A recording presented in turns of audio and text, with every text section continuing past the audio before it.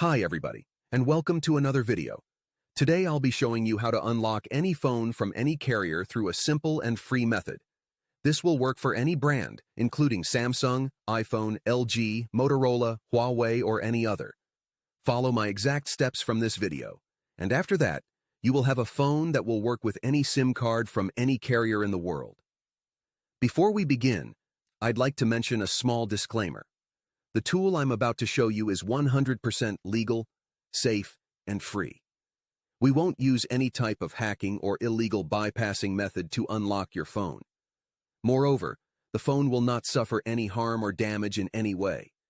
This tool will also help you get your phone unlocked, regardless of whether it's currently under an active contract with your service provider. With that said, let's start. Alright, so grab your phone and insert an unsupported SIM card. That means a SIM card from a carrier other than your original one. After powering up your phone, you'll receive a message asking for an unlock code. Once you enter the code, your phone will be fully unlocked and ready to use with any carrier. I will show you how to obtain this unlock code absolutely free, and if you have a carrier app installed on your phone, unlocking it will be even easier.